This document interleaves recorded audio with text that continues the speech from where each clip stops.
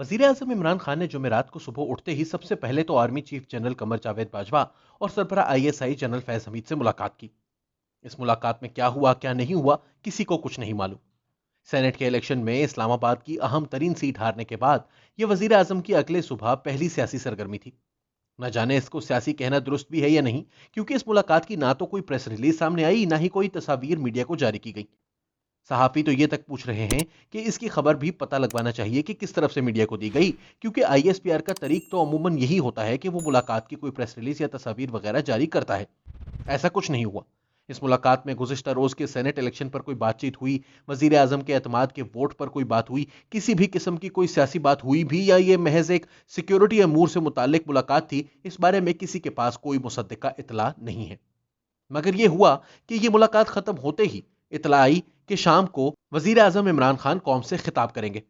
इस खिताब से कुछ देर पहले ही बिलावल भुट्टो जरदारी ने प्रेस कॉन्फ्रेंस करके यह वाज़ेह कर दिया कि वो वजीर आजम की जानिब से किसी किस्म के एतमाद के वोट लिए जाने को कोई अहमियत नहीं देते, क्योंकि आईनी तौर पर एतमाद का वोट लेने को सिर्फ सदर ही कह सकता है, और वो भी सिर्फ उस सूरत में कि जब इसे यकीन हो चुका हो कि वजीर आजम कौमी असेंबली में अक्सरियत खो चुके हैं। गोया कोई इत्तेहादी जमातें कह चुकी हों कि वो हुकूमत के साथ नहीं, हिज़्ब इख्तिलाफ में बैठने की दरख्वास्त दे चुकी हों। यही सूरत है जिससे सदर को यह अंदाजा हो सकता है। लेकिन सदर की तरफ से ऐसा कुछ नहीं हुआ। ऑपोजिशन ने तहरीक अदम एतमाद लाने का फैसला किया नहीं, तो आईनी तौर पर इस एतमाद के वोट की कोई हैसियत नहीं। लेकिन इस प्रेस कॉन्फ्रेंस में बिलावल ने असल बम तो यह फोड़ा कि वो उस्मान बुज़दार के खिलाफ तहरीक अदम एतमाद पहले लाएंगे। It is well and truly the beginning of the end. And अब जो फैसले पाकिस्तान डेमोक्रेटिक मूवमेंट लेंगे वो बहुत संजीदगी के साथ इंशाअल्लाह ताला हम आपस में मशवरा करेंगे। हम समझते हैं कि हमें पहले पंजाब को बचाना चाहिए। हम कब अदम एतमाद और कहां अदम एतमाद या क्या स्ट्रैटेजी अपनाना है, तो पाकिस्तान डेमोक्रेटिक के मूवमेंट के अब फैसले हैं। इस हवाले से खबर से आगे में बात करते हुए मुजम्मल सोहरवर्दी ने कुछ ब्रेकिंग न्यूज भी दी, जिसके मुताबिक पंजाब में परवेज इलाही पाकिस्तान तहरीक इंसाफ ही के वोटों से अपनी हुकूमत बनाने जा रहे हैं, और इस हवाले से मुस्लिम लीग नवाज ने भी ग्रीन सिग्नल दे डाला है। चौधरी परवेज इलाही ने कल लाहौर के एक 5 स्टार होटल में पीटीआई के सारे एमपीएस को खाने पे बुलाया, और उन्होंने, जिसमें मेरे ख्याल है सीएम बुज़दार नहीं है, वो तो इस्लामाबाद हैं, और चौधरी परवेज इलाही के लोगों से आज मैंने पूछा कि आपने पीटीआई के लोगों को क्यों आज खाने पे बुलाया है, तो उन्होंने कहा कि ग्रेट गेम यही है कि हमने पीटीआई के वोटों से ही सीएम बनना है, और बुज़दार ने जाना है, तो हम पीटीआई के पार्लिमानी पार्टी में अपनी एक्सेप्टेबिलिटी बढ़ाना चाहते हैं। तो इसलिए चौधरी परवेज इलाही ने एक बड़ा की नोट एड्रेस भी तैयार किया है, जो वो कल पीटीआई की पार्लिमानी पार्टी से करेंगे कि वो क्यों ज़रूरी हैं, और वहाँ पर वो पीटीआई की सारी एमपीएस को उन्होंने बुलाया है और वो उनसे कल खिताब करेंगे। ये पहला स्टेप है। जब चौधरी परवेज इलाही की तरफ से अवारी होटल का खुर्शीद महल हॉल बुक करा लिया गया है, और वहाँ पर कोरोना एसओपीज के मुताबिक उस हॉल में को 150-200 जितनी भी एमपीएस को बुलाया गया है, तो वहाँ वो खिताब करेंगे। जबरदस्त। अच्छा जी, तो ये तो आप ये बताएं सुरवर्दी साहब के क्या ये चौधरी परवेज इलाही इसमें कामयाब भी होंगे, या कोई और डार्क हॉर्स तैयार किया गया है पंजाब में आगे लाने के लिए? देखें, मैं अब भी समझता हूं कि जब तक मरकज की बात सेटल नहीं होगी तब तक पंजाब की बात पे, स्क्रिप्ट पे अमल नहीं हो सकेगा। और मरकज की बात ये ठीक है कि पीएमएलएन हल्के हल्के ये कहते हैं कि बिलावल को प्राइम मिनिस्टर बनाया जाए, और वो बिलावल को वजीर आजम बनाने के लिए तैयार हैं। मियां नवाज शरीफ ने भी ग्रीन सिग्नल दे दिया है कि अगर कोई इन हाउस चेंज की बात है, इमरान डिस्क्वालीफाई होता है, उसके बाद नया leader of the house select होना है, तो वो बिलावल हो जाए।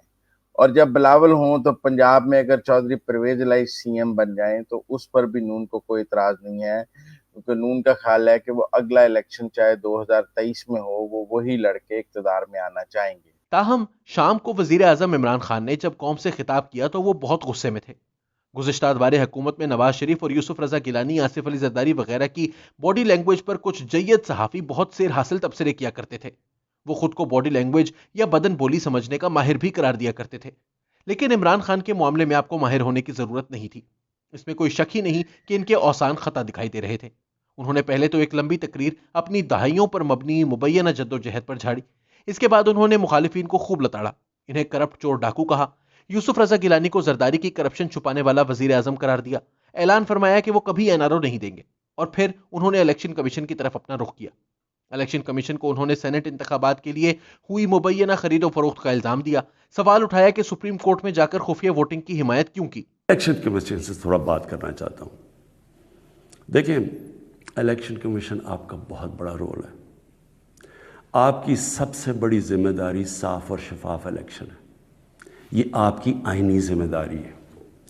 پہلے تو مجھے یہ نہیں سمجھ آئی کہ آپ نے عدالت میں کیوں جا کے کہا کہ جی خفیہ بیلٹ ہونی چاہیے۔ مجھے یہ بتائیں، کوئی آئین اجازت دیتا ہے چوری کرنے کی؟ رشوت دینے کی کوئی آئین اجازت دیتا ہے جو 30 سال سے ہو رہا ہے؟ پھر جب آپ کو سپریم کورٹ نے موقع دیا، کیا انہوں نے آپ کو کہا کہ ہاں اس دن سیکرٹ بیلٹ کروا لو، لیکن اس کے بعد ان کی آئیڈینٹیفیکیشن رکھو بیلٹ کی کہ ہم مثلا آج پتہ چلوانا چاہتے ہیں جی ہمارے 15-16 لوگ جو بکے ہیں، میں ورڈ یوز کر رہا ہوں بکے ہیں، ہمیں پتہ تو چلے وہ کون ہے۔ آپ نے ان مجرموں کو بھی بچا لیا یہ سیکرٹ بیلٹ کروا کے، آپ نے ہماری جمہوریت کو نقصان پہنچایا ہے۔ مجھے بتائیں کون سی جمہوریت ہے جدھر پیسے دے کے کوئی سینٹ بنتا ہے؟ ان کا استفسار سراسر بے بنیاد ہے۔ الیکشن کمیشن نے تو محض عدالت کو یہ بتایا کہ آئین میں کیا لکھا ہے۔ ماضی میں الیکشن کمیشن اتنا بہادر نہیں تھا، لیکن اصولی طور پر تو اسے ایسا ہی کرنا چاہیے تھا۔ الیکشن کمیشن پر یوں بھی آج کل حکومتی جماعت کو ڈسکا کا بہت غصہ ہے، وہ بھی نکال دیا۔ لیکن سب سے اہم بات یہ ہے کہ انہوں نے یہاں اپنے نکالے جانے کی صورت بھی بیان کی۔ اعتماد کا ووٹ نہ ملنے کی صورت میں اعلان کیا کہ وہ اپوزیشن میں چلے جائیں گے، لیکن کرپشن کے خلاف جدوجہد جاری رکھنے کا عزم دہرایا۔ لیکن آپ سب کے لیے میرا پیغام ہے، میں چاہے اپوزیشن میں بیٹھوں چاہے اسمبلی سے بھی باہر ہو جاؤں، میں نے آپ میں سے کسی کو نہیں چھوڑنا جب تک آپ اس ملک کا پیسہ واپس نہیں کریں گے۔ میں اگر باہر بھی ہو جاؤں، میں اس قوم کے لوگوں کو نکالوں گا۔ یہ جو قوم ہے، یہ اپنا جب ملک کا پیسہ چوری ہوتا ہے اس کو بچانے کے لیے نکلے گی، چوروں کے پیسے کو بچانے کے لیے قوم نہیں نکلتی، جو آپ نے جتنی کوشش کر لی ہے۔ میں آپ کو پبلک نکال کے دکھاؤں گا، مجھے کوئی فرق نہیں پڑتا میری زندگی کو۔ ملک کے لیے جب تک میں زندہ ہوں، میں اس ملک میں قانون کی بالادستی کے لیے اپنے ملک کے اندر یہ لوگ جو کہ میں ان کو ملک کے غدار کہتا ہوں، جو چوری کر کے پیسہ باہر لے کے جاتے ہیں۔ سینئر صحافی طلعت حسین کا کہنا ہے کہ یہ مقتدر قوتوں کو پیغام تھا کہ مجھے نکالا گیا تو احتجاج ہوگا، لیکن سوال تو یہ پیدا ہوتا ہے کہ کیا وہ احتجاج کرنے کی صلاحیت رکھتے ہیں؟ نواز شریف 2017 میں نکالے گئے تھے تو اس کی وجہ کچھ بھی رہی ہو، حقیقت یہی ہے کہ اگلے کئی ماہ تک تمام سرویز کے مطابق وہ ملک کے مقبول ترین رہنما تھے، لیکن عمران خان کی حمایت میں سرویز ان کی ایسی مقبولیت نہیں دکھا رہے۔ سب سے بڑا سروے تو انتخابات ہی ہوتے ہیں۔ سندھ، بلوچستان اور پنجاب میں انہیں ہر جگہ ضمنی انتخابات میں شکست ہوئی۔ ڈسکا کی سیٹ پر دھاندلی کی گواہی خود الیکشن کمیشن دے چکا ہے۔ خود اپنی اہم ترین نشست سے نوشہرہ میں PTI شکست کھا گئی، لے دے کر صرف ایک کرم کی سیٹ ملی، اور اس کی وجہ یقیناً مہنگائی اور خراب گورننس ہے۔ تو پھر ایسی گرتی مقبولیت کے دوران انہیں باہر نکال دیا گیا، تو احتجاج کے لیے سڑکوں پر ان کے ساتھ عوام نکلیں گے؟ دیکھتے ہیں۔